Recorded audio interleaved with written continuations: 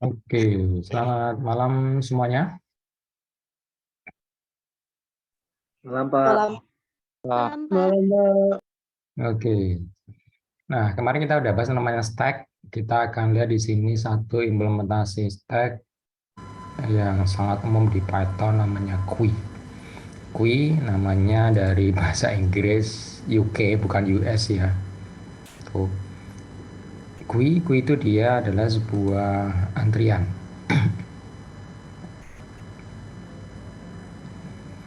Jadi antrian ya dia isinya sekumpulan data, ada ujung dan ada kepalanya. Jadi kita punya head, kita punya tail. Ketika Anda ingin menambahkan sebuah elemen, maka Anda hanya bisa menambahkannya ke tailnya, ke paling belakang. Terus ketika Anda ingin mengambil sesuatu dari si queen-nya, maka Anda hanya bisa mengambilnya dari depan atau dari head-nya. Itu. Si queen by default dia sifatnya FIFO, first in, first out. Elemen yang dimasukin duluan, dia akan keluar terlebih dahulu. Itu standar Qui di Python seperti itu. Nah, untuk memasukkan prosesnya namanya enqueue. Jadi ada masukkan elemen ke dalam suatu queue namanya enqueue. Kalau di Python ini diimplementasikan dengan fungsi namanya put. Terus ketika Anda ingin mengeluarkan suatu elemen dari queue, Anda melakukan operasi namanya dequeue. Itu ya. Dequeue kalau di Python queue namanya yaitu get. Nah itu. Si put dan get dia punya dua varian. Yang pertama variannya dia by default block. Itu aja, jadi ngeblok. Ketika Anda pakai get, dia akan menunggu sampai ada elemen. Atau terjadi error ketika misalnya Anda get tetapi queue-nya kosong. Pun ketika put, by default dia ngeblok. Jadi put ketika dia ingin memasukkan sesuatu ke queue-nya, maka dia akan menunggu ada slot.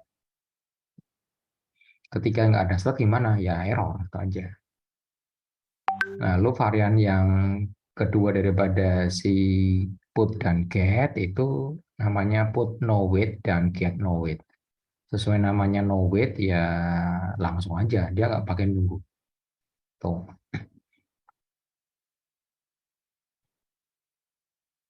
Nah, contoh seperti ini. Jadi Anda punya antrian, ada tailnya, ada ekornya, ada headnya. Head ini pasti selalu yang paling depan. Nah, ketika Anda masukkan suatu elemen, misalnya itu nomor elemen dengan kontennya 5, maka Anda melakukan proses namanya enqueue, entrance queue. Jadi Anda masukkan suatu uh, ke dalam queue Anda.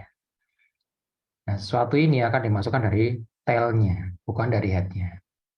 Jadi enqueue 5, 5-nya masuk ke dalam antrian. Enqueue 4, dia akan masuk ke dalam antrian dari belakang. Seterusnya sampai akhirnya semua elemennya Anda masukkan dalam si queue Anda.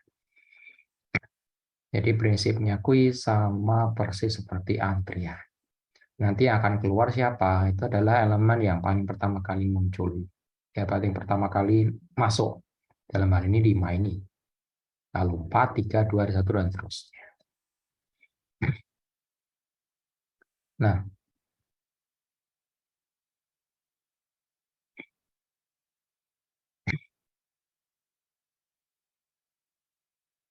untuk queue-nya, maka dimulai dari head. Setiap kali Anda mengeluarkan sesuatu dari si elemennya, maka inquinya dia akan berkurang, berkurang, berkurang. Berkurangnya dari head. Jadi headnya itu bergerak ke depan. Itu ya. Sampai akhirnya untuk ukuran queue-nya dia akan 0. Alias ya nggak ada lagi elemennya. Prinsipnya seperti itu. Paling dasar, paling umum di operasi queue. Oke. Nah, di Python sendiri, implementasi QUI itu dia lumayan kompleks. Tapi enaknya Anda jadi kasihkan bentuk jadinya daripada si QUI. QUI ini dia memiliki keuntungan daripada sistem ataupun tipe data lainnya. Yang pertama, QUI itu dia sifatnya thread safe. Nih, thread safe, asinkron, dan dia kebal terhadap namanya interproses communication. Intinya apa? Intinya Anda pakai QUI, kalau di Python, Anda programnya multiple threading maupun multiple processing, nggak masalah. Nah, itu ya. Jadi QUI keunggulannya itu.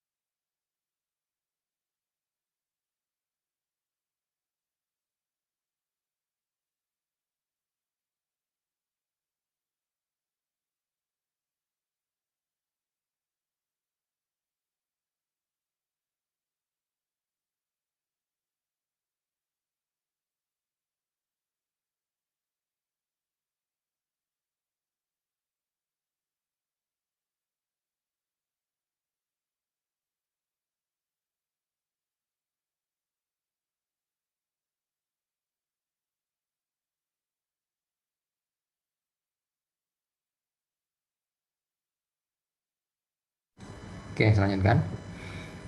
Terus selain itu, QUI dia juga bisa Anda pakaikan untuk namanya message broker. Nah, ini teknologi sangat umum kalau sekarang ya.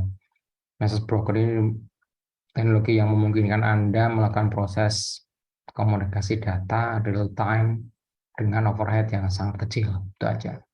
Mulai dari IoT sampai ke database, aplikasi web, semuanya sekarang pakai message system broker. QUI support juga seperti itu. Oke, di Python sendiri, QUI-nya itu sifatnya Vivo, menggunakan kelas namanya QUI. Ya, ini antrian QUI. Seperti ini. Jadi ketika Anda memasukkan lingkaran, kotak, segitiga, lalu ada banyak tadi itu, maka ya dia akan berurutan seperti ini. Keluarnya ya dari depan sini. Nah itu. Nggak bisa dia Anda selah di tengah. Nah, ketika Anda punya QUI yang tidak ada batasan maksimal untuk banyak elemennya, itu namanya unbounded QUI, alias QUI yang tidak ada batasan. Ini by default perilakunya QUI di Python. Tetapi ketika Anda ingin membatasi seberapa banyak elemen QUI Anda, maka Anda punya namanya itu bounded QUI, seperti ini. Nah, bounded QUI itu dia apa? Dia punya maksimal elemen yang bisa disimpan itu berapa. Di Python, dia juga kelas QUI-nya itu mensupport bounded QUI ini. Contoh di sini, si QUI-nya itu hanya mentok 3 item saja. Ketika sudah 3 item, dia full. Ketika ada item lain mau masuk, ya ditolak. Nah, itu. Sampai akhirnya ada item yang dikeluarkan, kosong lagi, baru masuk untuk menggantikan item yang kosong. Terus begitu. Itu namanya bounded QUI. Yang perlu Anda perhatikan ketika Anda pakai QUI, perhatikan baik-baik memori Anda. Jangan Anda terlalu enak menggunakan QUI sampai lupa bahwasanya QUI Anda itu dia akan menyimpan data yang apa Anda masukkan, entah apapun datanya itu mau gede, mau kecil, mau bentuknya apapun, si Python-nya nggak peduli, itu aja. Tapi ingat bahwa Anda menggunakan GUI, seberapa banyak yang dimakan oleh si GUI Anda, memorinya ya tergantung ya elemen Anda. Bayangkan Anda memiliki GUI, itu ya, memiliki GUI dengan elemennya maksimal cuma 10 elemen. Setiap elemen yang Anda masukkan, itu dia misalnya isinya 1 megabyte, 1 megabyte. Maka praktis GUI Anda itu akan memakan 10 megabyte memori. Tuh, kalau tanpa kompresi aja ya. Dan umumnya nggak pakai kompresi. Tuh. Jadi perhatikan baik-baik alokasi memori Anda dibandingkan dengan penggunaan GUI-nya. Agar lebih aman, biasanya saya sarankan Anda menggunakan bounded GUI ini. Jadi dibatasi, oh GUI saya maksimal 100 item, itu aja cukup.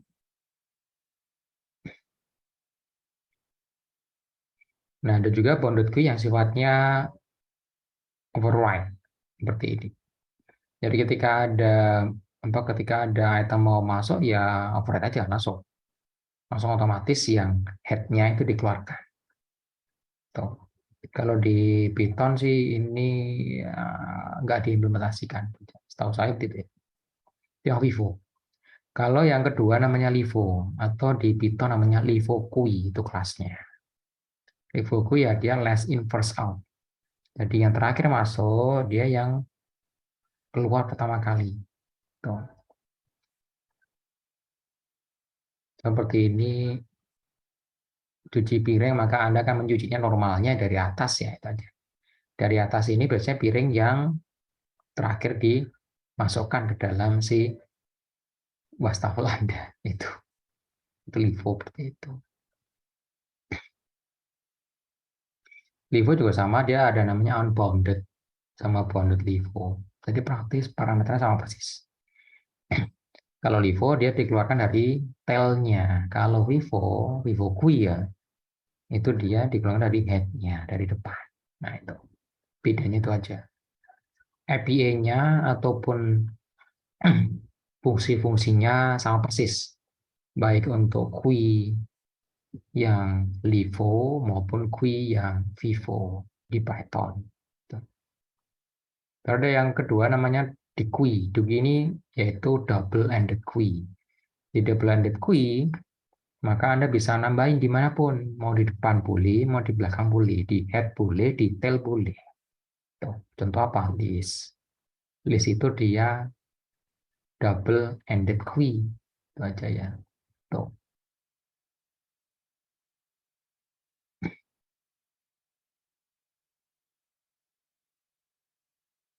Kalau ini versi lain daripada double-ended GUI. Jadi Anda bisa merotasikan elemennya. Ini biasa disebut sebagai circular buffer. Banyak dipakai di komunikasi. Nah, lalu implementasi lain daripada GUI di Python namanya priority GUI. Priority GUI ini dia antrian yang akan melihat apa? Melihat yaitu prioritas daripada elemennya.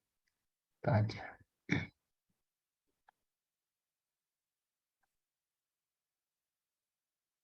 Nah, untuk implementasi GUI di Python, Anda cukup menggunakan yaitu kelas GUI. Kelas GUI itu dia ya library bawaan si Python ya. Python 2, 3 ada. Kalau yang terbaru ada namanya yaitu class collection. Isinya di situ salah satunya di GUI. Tuh.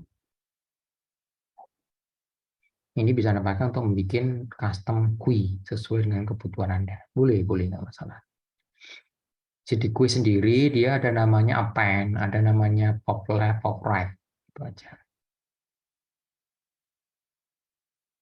Tapi yang umum, nah ini, yang umum Anda menggunakan namanya kelas GUI dari library GUI.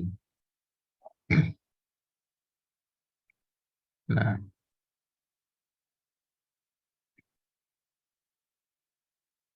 untuk menggunakannya standar, Anda tinggal import aja, import GUI. Kalau Anda ingin lebih spesifik, boleh from GUI, import GUI besar. Boleh. Nah, untuk meng-create-nya Anda bisa langsung aja create, misalnya saya create key 1, kui, dot, ingat, key-nya besar ya. Nah, itu. Anda punya kui, priority kui, LIFO kui, simple kui. Yang kita pakai pertama kali kui saja. Kui ini dia sifatnya FIFO, first in, first out. Parameternya ada namanya max size. Max size-nya default-nya none. None itu artinya apa? Artinya kui-nya dia tak terbatas. Ya terbatas sih, sesuai dengan memori Anda. Itu ya. Tuh, jadi kalau Anda bikin quiz yang sifatnya vivo, maka otomatis Anda menggunakan yang sintak ini aja, kui.kui. Maka otomatis Anda sudah bisa membuat sebuah kui. Itu ya, lengkap dengan berbagai macam parameter dan fungsinya di Python. Kalau Anda ingin lihat isinya apa, Anda bisa pakai dir aja, print dir satu. Oke, saya save dulu ini.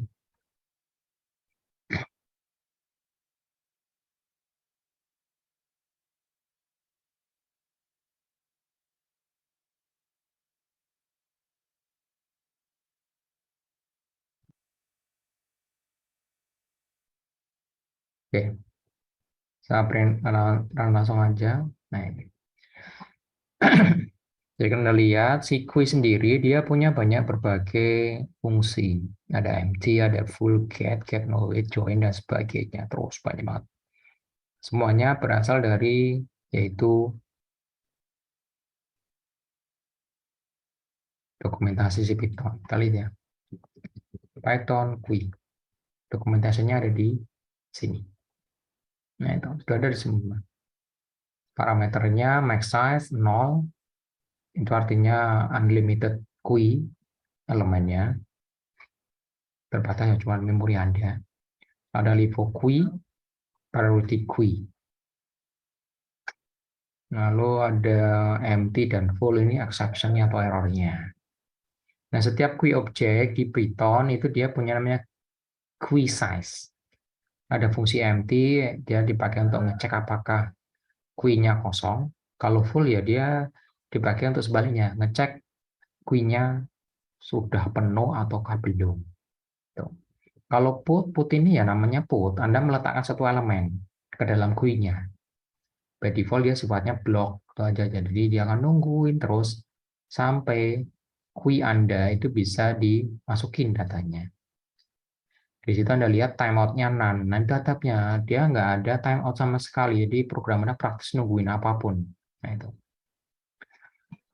Kalau Anda nggak ingin nunggu lama, silakan set timeout-nya. Misalnya paling nunggu maksimal 5 detik ya, terus saya timeout-nya sama dengan 5. Maka otomatis kalau 5 detik, si kui-nya itu nggak bisa dimasukin elemen baru, maka akan error. Kalau get juga sama. Dia blocked aja, timeout-nya juga ada. Dah. Nah, ketika Anda menggabungkan antara kui dengan multithreading ataupun multiprocessing, maka Anda silakan panggil join ini. Join ini nanti dia akan menunggu kui-nya selesai untuk diproses. Nah, ketika Anda menggunakan kui di multithread, maka jangan lupa pakai test done. Ya, test done ini bisa mengikuti setelah get. Jadi kui.get, habis itu kui.testDone. Artinya Anda sudah selesai. Gitu. Kenapa? Karena kalau Anda menggunakan multithreading, itu antara kui Anda dan thread untuk ngambilnya ataupun untuk ngeputnya itu bisa berbeda. Itu makanya ya harus dikasih tahu atau notify namanya. Ini ya. Jadi setelah di get, diinformasikan ke thread utamanya bahwasanya tugas sudah selesai. Tuh.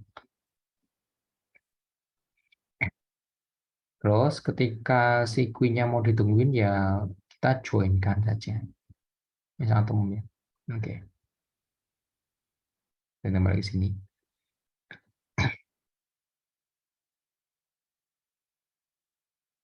Nah, untuk menambahkan sebuah elemen, maka kita pakai put aja. Elemennya apa? Terserah Anda. Itu aja ya, terserah Anda.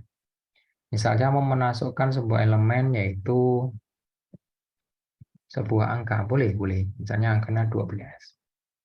Habis itu saya masukin lagi sebuah elemen, misalnya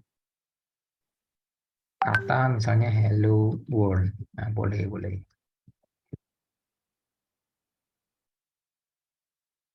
Terus setelah itu saya mau masukin sebuah elemen lain lagi, boleh.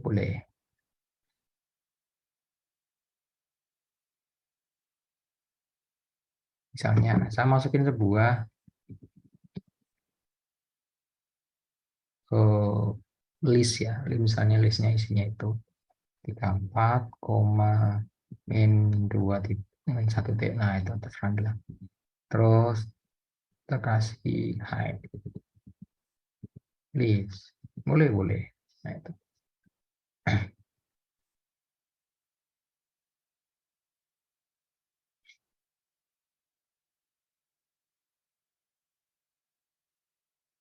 Nah, lalu berapa untuk si queen-nya nanti hasilnya. Nah, kita akan lihat di sini ya.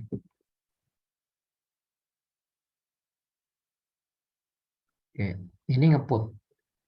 Ngeput ini dia akan menungguin sampai elemennya itu dia selesai di put. Dia akan tungguin terus, dia ngeblok aja. Kita run, ya sudah selesai. Anda ingin lihat Q1 isinya apa, kita lihat masih ada atau enggak. Oh, itu sebuah queue object di alamat memorinya ini. Anda ingin tahu isinya apa, itu ada parameter namanya queue. Nah, itu. Untuk kita lihat dulu ukurannya. Queue size. 3 item kita masukin. 1, 2, 3. Terus Anda ingin tahu queue-nya, kita pakai gitu. Q1.queue. Isinya, oh, not callable. Oh ya, objek dia, bukan fungsi. Nah, itu ya. Itu isinya daripada si queue Anda. Nah, lihat itu. Elemen pertama 12. Karena Anda masukin pertama kali 12. Setelah itu hello world, habis itu apa? Sebuah list. Nah, ini item yang ketiga. Terus kita akan mengeluarkan untuk si queue-nya. Anda tinggal bekerja v1.get. By default dia ngeblok. Dia ngeblok si get ini. Kebetulan di situ masih ada isinya, maka dia langsung langsung dikasih aja. Tuh, get-nya pertama kali pasti 12. Ingat, si queue-nya ini sifatnya FIFO, first in, first out. Nah, kalau Anda lihat queue-nya, nanti dia udah berbeda. Nah, itu. Lihat, yang tadi ada 3 item, sekarang jadi 2 item. Itu queue seperti itu. Ketika Anda cek, apakah dia empty? Nah, ini false. Salah. Ya, nggak empty emang. Masih ada isinya. Isinya 2. Apakah dia full? Nah, ini kita lihat. Misalnya full. False. Kenapa dia bisa false? Ingat, tadi Anda tidak ngeset maksimum size-nya. Maksimum size-nya tadi set 0. By default, itu 0 itu asumsinya unlimited. Makanya di sana Anda lihat Q1-nya full-nya false. Karena Anda tidak membatasi seberapa banyak elemen yang bisa disimpan. Nah, itu. Ketika Anda get lagi, tuh, jadi isinya tinggal 1 saja, itemnya di queue tersebut, Anda queue lagi, Anda get lagi, masuk keluarlah elemen yang terakhir.